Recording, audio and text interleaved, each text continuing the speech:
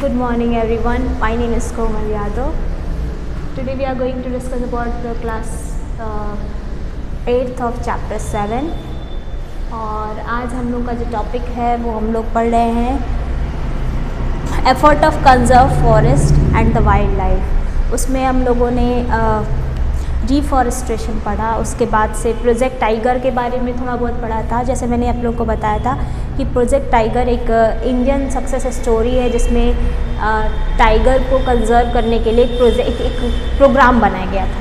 एक ऐसा प्रोग्राम बनाया गया था जो कि 1973 में वो 1 अप्रैल 1973 में स्टार्ट किया गया था। रीज़न ये था कि 1972 में देखा गया कि अचानक से 50,000 टाइगर की जो क्वांटिटी थी उस समय अचानक से 1972 में वो 1800 के करीब हो गई। ओके, और ये ड्रास्टिक चेंज होने के वजह से गवर्नमेंट को लगा कि इसको कंजर्व करने की बहुत ज़रूरत है, अदरवाइज़ ये क्या होगा, ये इंडेंजर्ड में आ गए थे, ये इंस्टिंक्ट हो जाएंगे। इसके लिए उन्होंने प्रोजेक्ट टाइगर करके एक स्कीम बनाई। ओके, इसके लिए कई सारे रिज़र्व सेंटर्स बनाए, उनको प्रॉपर तरीके से उनका कंजर्व करने के लिए कई सारी चीज़ें अवेयरनेस फैलाई गई और कुछ पॉलिसीज़ बनाई गई जिसके वजह से हम उन्हें सक्सेसफुली बचा सके। और अब जो है 27 टाइगर रिजर्व्स इंडिया में हैं। टोटल 14 डिफरेंट स्टेट में इसको बनाया गया है और सक्सेसफुली ये कह सकते हैं कि इनको सेव कर दिया गया, इनको बचा लिया गया। इसलिए ये बहुत ही सक्सेसफुल कह सकते हैं कि ये स्कीम मानी गई थी। इसके बाद है recycling paper, recycling of papers.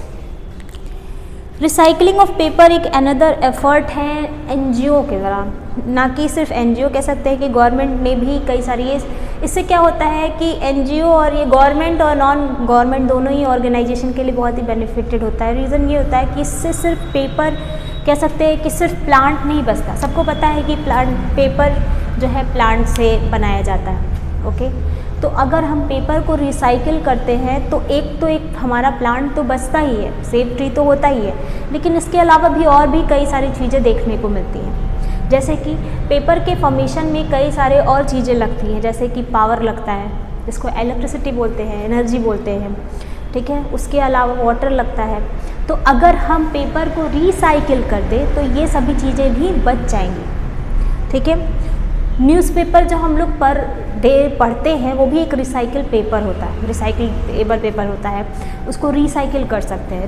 Recycle करने से कई सारे बेनिफिट हमारे लिए हो सकते हैं, ठीक। हम लैंडफिल यूज़ कर सकते हैं, जो नीचे वाली जगह है उस जगह भरने के लिए यूज़ कर सकते हैं, ठीक है। रिसाइकिल पेपर जो होता है लैंडफिल स्पेस के लिए यूज़ किया जाता है। Recycle ton of paper save कर सकता है फुली 17 ग्रॉन ट्री को। रिसाइकिल करने पर पेपर को हम 1 टन जो पेपर रिसाइकिल करते हैं तो उससे एक पूरा paper totally fully grown tree 17 बचा सकते हैं अगर हम 1 टन पेपर रिसाइकिल करें तो।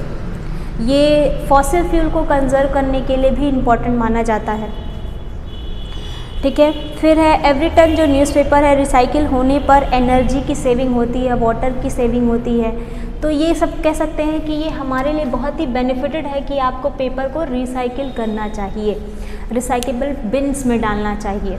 ओके, तो आई थिंक आपको समझ में आ गया होगा। ये चैप्टर ख़त्म हो गया। अगर आपको कोई भी प्रॉब्लम है तो आप ऑनलाइन क्लासेस में पूछ सकते हैं। आज के इतना ही। Thank you, have a nice day.